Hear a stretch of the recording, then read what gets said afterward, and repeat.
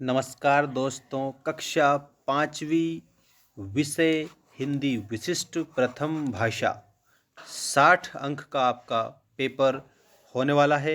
ये 6 मार्च 2024 के लिए कक्षा पाँचवीं का वीडियो आ चुका है। सभी स्टूडेंट चैनल को सब्सक्राइब कर लेंगे और ये वेरी मोस्ट आपके लिए साबित हो जाएगा। सभी स्टूडेंट जल्दी से जल्दी चैनल को सब्सक्राइब करेंगे। कक्षा पाँचवीं, विषय है आपका हिंदी। सारे उत्तर आपको यहाँ देखने को मिलेंगे। ये पूरा पेपर आपको मैं हल सहित बता दूंगा सारा, ठीक है ना। देख सकते हैं सारे के सारे उत्तर आपको यहाँ पर मैं बताऊंगा। चैनल को सब्सक्राइब करके और घंटी की बटन को ऑल पर आप कर देंगे, क्योंकि आपके सभी विषय के जो पेपर है हमारे इसी चैनल पर मिलेंगे आईएमपी क्वेश्चंस के तौर पर। देखिए आपका यहाँ पहला क्वेश्चन, बहुविकल्पीय प्रश्न। निम्नलिखित पोस्टर को देखकर दिए गए प्रश्नों के उत्तर में से सही विकल्प चुनकर लिखिए। देखो इस पोस्टर में एक ये लड़का खड़ा है, एक ये लड़की खड़ी है, ये डस्टबिन है और ये इसके हाथ में झाड़ू है, ठीक है। मतलब कूड़े कचरे जो है इसको हमें डस्टबिन में डालना चाहिए। कचरेदान में कचरा डालें, मध्य प्रदेश को स्वच्छ बना लें। मध्य प्रदेश स्वच्छता मिशन, ठीक है। मिशन किसका है? हमारे प्यारे मध्य प्रदेश का है। और कौन सा मिशन है? स्वच्छता अभियान वाला मिशन है, ठीक है। अब इससे रिलेटेड प्रश्न दिए हैं, उनको आप ध्यानपूर्वक सही करेंगे। सारे के उत्तर मैं आप लोगों को बताऊंगा। देखिएगा आपका पहला क्वेश्चन, ऊपर दिए गए पोस्टर का उद्देश्य क्या है? आपके ऑप्शन है सफाई के उपकरण बेचना, साफ सफाई का संदेश देना, या स्वच्छता प्रतियोगिता कराना, या सफाई मित्रों की नियुक्ति करना। तो इसका ऊपर दिया गया जो पोस्टर है इसका उद्देश्य है साफ सफाई का संदेश देना। ऑप्शन आपका सेकंड सही हो जाएगा। हम चाहते हैं कि हमारा जो परिवेश है वो साफ स्वच्छ बना रहे, तो साफ सफाई का हम संदेश सभी को दे रहे हैं कि अधिक से अधिक आप साफ सफाई रखिएगा। इसके बाद अगला प्रश्न है आपका ये, स्वच्छता शब्द में मूल शब्द को जानने के लिए किस प्रत्यय या शब्दांश को अलग करना पड़ेगा? देखो शब्द है स्वच्छता, ठीक है। अब इसमें हम मूल शब्द अलग करेंगे। देखिएगा मूल शब्द होगा आपका स्वच्छ, ठीक है। क्या होगा? स्वच्छ प्लस ये ता जो है ये प्रत्यय है। ता क्या है? तो ये प्रत्यय है। तो हमें ये जो ता शब्द है इसको अलग करना पड़ा, तो ऑप्शन नंबर डी हमारा इसमें करेक्ट उत्तर हो जाएगा, ठीक है। अगला प्रश्न है, अपने आसपास साफ सफाई बनाए रखने के लिए किस भावना के साथ काम करने की आवश्यकता है? देखो हमारे आसपास अगर हम साफ सफाई बनाना चाहते हैं तो याद रखना अभियान के रूप में कार्य करने की आवश्यकता है। किसी के कहने पर भी हम कार्य नहीं कर सकते, दूसरों के दबाव में भी नहीं कर सकते, कभी कभार मन होने पर भी नहीं कर सकते। अभियान के रूप में हम कार्य करेंगे तो हम क्या कर सकते हैं? अपने आसपास जो है साफ सफाई की भावना से आगे बढ़ सकते हैं कार्य करके, ठीक है। तो अभियान के रूप में। डस्टबिन शब्द स्रोत के आधार पर किस प्रकार का शब्द है? देखो डस्टबिन जो है ना, ये स्रोत के आधार पर अगर देखा जाए तो विदेशी शब्द है, क्योंकि विदेशी भाषाओं का जो शब्द है ये, ठीक है। तत्सम भी नहीं है, तद्भव भी नहीं है, देशज भी नहीं है, ये विदेशी शब्द है, ठीक। अगला प्रश्न आपका पांचवा प्रश्न, अस्वच्छता के लिए मुख्य रूप से कौन सा कारण जिम्मेदार है? अस्वच्छता के लिए आपके ऑप्शन हैं सफाई उपकरण ना होना, सफाई के प्रति उदासीन होना, सफाई कर्मचारी ना होना, या कचरादान ना होना। तो देखो अस्वच्छता के लिए मुख्य रूप से कारण कौन सा जिम्मेदार है? तो सफाई के प्रति उदासीन होना, ठीक है। ये आपको इसमें उत्तर बताना रहेगा। इसके बाद ये आप लोगों का अगला प्रश्न आ चुका है, जिसमें आपको क्या दिया है देख लीजिएगा। निम्नलिखित गद्यांश को पढ़कर दिए गए प्रश्नों के उत्तरों में से सही विकल्प चुनकर लिखिए।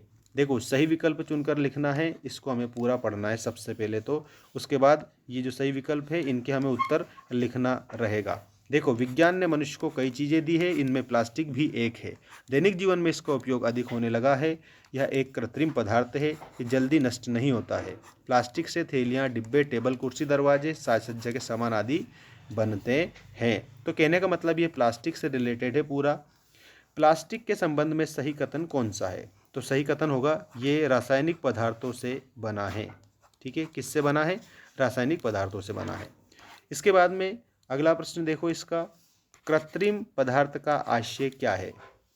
तो कृत्रिम का अर्थ होता है मनुष्यों द्वारा निर्मित, मनुष्यों द्वारा निर्मित, ये आपका करेक्ट होगा। इसके बाद आप प्लास्टिक थैलियों का उपयोग कम क्यों करना चाहेंगे? तो इसका उत्तर आप लोगों को याद रखना है, ये हानिकारक होती है, इसलिए हम इसका उपयोग कम करना चाहेंगे। अगला प्रश्न है, हानिकारक होने के बाद भी प्लास्टिक से बने सामान का अधिक उपयोग क्यों किया जाता है? क्योंकि ये सस्ते होते हैं, सस्ता होने के कारण। तो इसमें आपको सस्ता होने के कारण ऐसा बता देना है। तो ऑप्शन आपका सी वाला इसमें करेक्ट होगा। ठीक है ना। इसके बाद में ये रहा आपका क्वेश्चन नंबर 10। क्वेश्चन नंबर 10 में क्या दिया है? प्लास्टिक की थैलियाँ, पॉलीथीन, इनमें से किससे सबसे अधिक हानि पहुंचा रही है? तो सबसे ज़्यादा हानि किसको पहुंचा रही है? आपके ऑप्शन है घोड़ों को, बकरियों को, कुत्तों को या फिर गायों को। तो सबसे ज़्यादा हानि पहुंचा रही है गायों को, क्योंकि गायें क्या करती है? उनको खा जाती है। ठीक है। और इसके बाद में ये रहा आपका प्रश्न, नीचे दिए गए प्रश्नों के उत्तर लिखिए में पुष्प की क्या अभिलाषा है? तो इसकी यह है कि मातृभूमि के वीरों के चरणों में डाला जाऊं। ठीक है, ये है। अगला प्रश्न है, बाल ना बांका होना, फूला ना समाना और लाल पीला होना, इनका आपको मुहावरों का वाक्यों में प्रयोग करना है। ठीक है, तो मुहावरों का अर्थ मैं बता देता हूँ। सबसे पहला जो मुहावरा है, बाल ना बांका होना, इसका मतलब अनिष्ट ना होना, अनिष्ट ना होना। ठीक। दूसरा है फूला ना समाना, इसका मतलब होता है प्रसन्न होना, प्रसन्न होना। ठीक। लाल पीला होना, तो इसमें आप लाल पीला होने में लिखना क्रोधित होना, क्रोधित होना। ठीक। इसके बाद में आप लोगों का अगला जो क्वेश्चन है वो आ चुका है आपकी स्क्रीन के सामने, देखिएगा। हामिद ने मेले में खिलौना ना लेकर चिमटा क्यों खरीदा? क्योंकि उसकी दादी को चिमटे की आवश्यकता थी, यह बात हामिद जानता था, हामिद जानता था, क्योंकि उसकी दादी की उंगलियां जल गई थी एक बार, इसलिए। ठीक है ना। इसके बाद अगला प्रश्न है, निम्नलिखित शब्दों का प्रयोग करते हुए 3 सकर्मक क्रिया युक्त वाक्य बनाइए। देखो, पहला पुस्तक, तो राम पुस्तक पढ़ता है, पुस्तक पढ़ता है, एक तो ये वाक्य बना दिया। दूसरा क्या है? पत्र, दूसरा राम पत्र लिखता है, राम पत्र लिखता है, ये वाक्य बना दिया। तीसरा आम, ठीक है, तो इसमें लिखना आम सभी लोगों को पसंद होते हैं, लोगों को पसंद होते हैं। ठीक है। अब बचपन की किस घटना से शिवाजी के स्वाभिमानी होने का पता चलता है?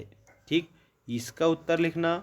इसके बाद बाकी ये जो क्वेश्चन दिए गए हैं सारे आप लोगों की किताब पर आधारित प्रश्न हैं। ठीक है ना। और ये आपको सोच समझकर उत्तर लिखना रहेगा। आपके अनुसार पढ़ना लिखना क्यों ज़रूरी है, ये बिल्कुल सोच समझकर उत्तर आपको लिखना है। एक भी क्वेश्चन आपको छोड़ना नहीं है, सभी आप लोगों के लिए आईएमपी क्वेश्चन होने वाले हैं।